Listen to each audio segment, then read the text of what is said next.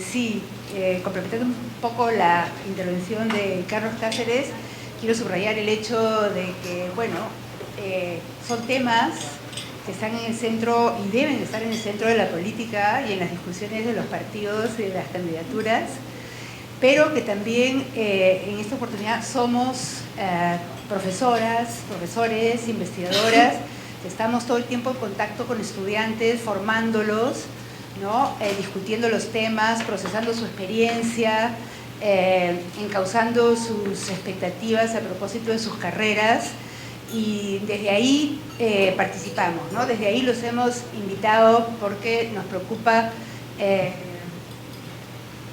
tema que ha sido no ha estado muy presente en el debate, que en realidad ha sido no muy profundo, ¿no? Y queremos que sea algo en verdad central, ¿no? Quisiera empezar también subrayando un aspecto de fondo sobre la perspectiva de género.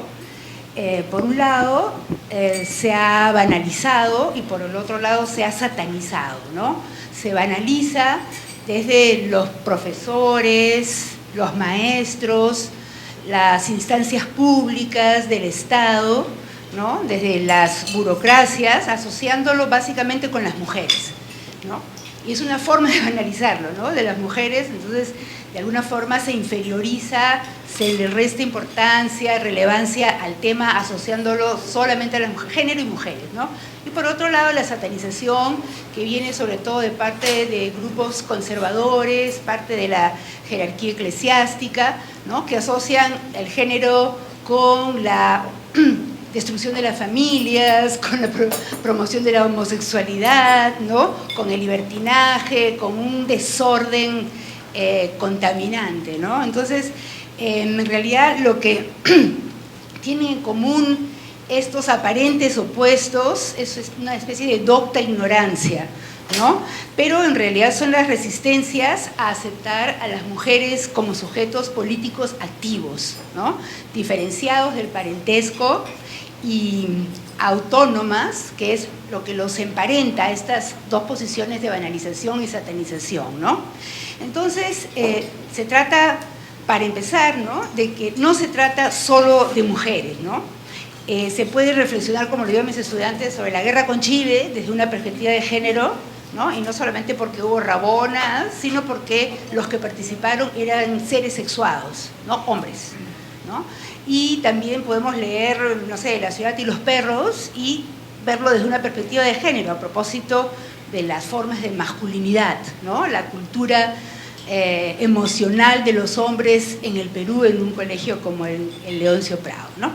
Entonces, no pues atañe únicamente a las mujeres, sino a una configuración de la sociedad hecha de seres sexuados. Y eso tiene una connotación, tiene un impacto, tiene un efecto sobre su organización, ¿no?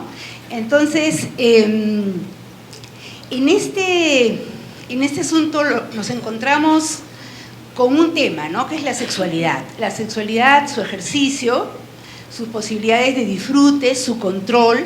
Y la sexualidad siempre es algo incómodo, siempre es algo escurridizo, siempre es algo ¿no? Que se resbala, que se esconde, ¿no? Y en el Perú no han habido espacios públicos para su discusión. Y en este momento, hace unos años, ¿no? Las mujeres hemos sido las que hemos llevado esta discusión al espacio público, alimentando la cultura política, vinculando lo público y lo privado, ¿no? Entonces, creo que eso también causa mucha hostilidad, mucha violencia, ¿no? Discutir el sexo, el control del cuerpo, sus vinculaciones con el patrimonio, con el poder, ¿no? Implica una confrontación con modelos tradicionales y despierta agresión, ¿no? O sea, a veces hay como una relación entre, desgraciadamente lo vamos viendo, ¿no? Entre los avances, las conquistas, las opiniones de las mujeres en el espacio público y el aumento de la violencia. O no sé si el aumento, pero la aparición de nuevas formas de violencia, ¿no? El feminicidio, por ejemplo, ¿no? Entonces, no es fácil, pues, ingresar a un espacio público tan pacato, tan hipócrita, no sé ni siquiera si es conservador, a veces que me parece que es así, hacer una apreciación muy optimista, o si decimos que es un ambiente conservador, porque habría que discutirlo, ¿no? Estamos pues en un país que se caracteriza históricamente por un bajo grado de autorregulación de los impulsos, ¿no? Y esto es producto de un complejo, de una compleja combinación de cosas, ¿no? Y lo que quería decir también es que esta hostilidad se vive tanto en el mundo público, ¿no? En las calles, en la política, en las instancias, bueno, en el periodismo, en las escuelas, como en los dormitorios, en las cocinas de las casas, ¿no? O sea, es una hostilidad que está por todos lados y que afecta el ejercicio de los derechos, ¿no? Entonces, este bajo grado de autorregulación de los impulsos tiene que ver también con un Estado que a lo largo de su historia ha renunciado, ¿no? Ha renunciado a ejercer sus funciones públicas y ha delegado su poder a los patriarcas familiares, al mundo del parentesco y a la Iglesia Católica sobre todo, ¿no? Entonces, ha renunciado a atenuar las diferencias, a atenuar las desigualdades, a regular las relaciones entre las personas, ¿no? Ha estado ausente. Entonces, ha delegado muchas de sus funciones a otros espacios que no son propiamente los públicos y los estatales, y esto ha significado que ha sido negligente, ¿no?, en el garantizar los derechos de las mujeres en general y de la ciudadanía en particular. O sea, hay una relación en el hecho de que las mujeres no tengamos nuestros derechos garantizados y la naturaleza de la cultura política, ¿no? O sea, por otro lado, somos testigos también, y acá también hablo como historiadora, de la sobrevivencia del Código de Honor, que es un código guerrero que estaría, pues, en parte también explicando la tendencia al feminicidio, ¿no? No es una causa, creo que no podemos pensar en relaciones de causa-efecto a estas alturas, sino la realidad social es mucho más compleja que eso, ¿no? Entonces, todavía los hombres siguen sintiendo que su prestigio, su preeminencia sexual, su supremacía, está en función del control de los subordinados y del control de las mujeres, ¿no? Todavía existe eso en el Perú y en todas las clases sociales con distintas características, por supuesto, ¿no? Además es importante recordar que vivimos en un país donde hay una baja tasa de nupcialidad, ¿no? La gente se casa poco, no porque sean anarquistas, hippies, libres pensadores, sino por muchas complejas razones más bien propias de las relaciones tradicionales, ¿no? Baja tasa de nupcialidad, alta deserción paterna en términos de las responsabilidades domésticas, ¿no? Y eso se combina de una manera perversa con un deficiente sistema educativo, ¿no? La educación pública en el Perú es de veras tiene un bajo nivel y es muy pobre y en fin, ¿no? Se ha ampliado la cobertura, pero ha bajado la calidad. Es una tendencia a veces mundial, pero que en el Perú adquiere una cronicidad preocupante, ¿no? Entonces, a lo que quiero ir también es cómo esas características influyen en la poca autoridad, en la poca capacidad de ejercicio de autoridad de las mujeres, ¿no?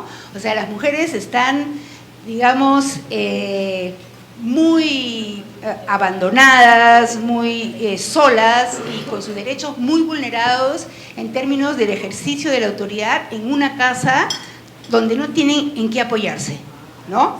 Entonces, sí creo que los expedientes sobre pensión de alimentos en el Perú son alcanzan una cifra inimaginable, ¿no? Y por otro lado, también sabemos que más de la mitad de los niños que nacen han sido niños no deseados. Entonces, ¿en qué sociedad vivimos, ¿no?, donde los niños que nacen no han sido deseados, ¿no?, los que llegan a nacer, ¿no? Entonces, eso también es como preocupante y creo que debemos pensar en eso, ¿no? O sea, se ejerce la maternidad, la paternidad en esas condiciones. Entonces, hay una demanda insatisfecha que el Estado debe de satisfacer, ¿no?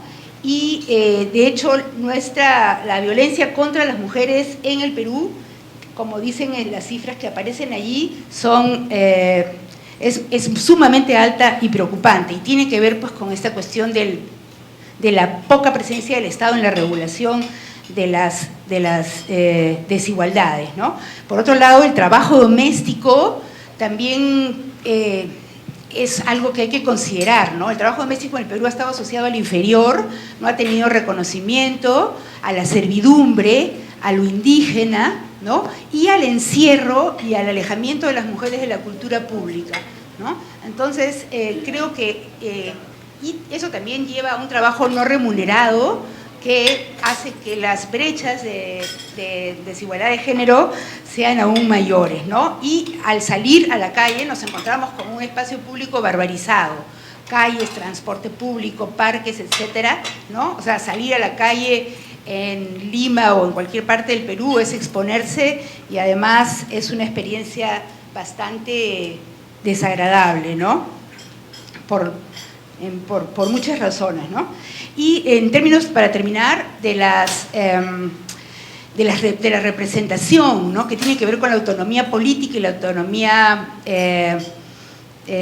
física también, porque es cómo participamos las mujeres en lugar de toma de decisiones, ¿no? En el Congreso hemos visto que más o menos ha ido aumentando con ciertos ciclos marcados, pero lo que nos preocupa y creo que lo que nos tiene que hacer pensar es lo que está pasando con los gobiernos locales, ¿no? O sea, las mujeres han ingresado y luego se han retirado. O sea, es imposible por el asedio y el acoso político que las mujeres participen en esos espacios. Entonces nosotros creemos, y los estudios apuntan a eso, los estudios en México, por ejemplo, y en otras partes de América Latina, cómo cuando las mujeres no tienen autonomía política, los vínculos de parentesco o sus remedos son un caldo de cultivo para las mafias y para la corrupción, ¿no? Porque la mafia y la corrupción, como han estudiado muchos historiadores e historiadoras, tienen que ver con la ausencia del Estado y con el predominio de los vínculos de parentesco, ¿no? Ya sea cuando existen, o aquí en el Perú con el compadrazgo, ¿no?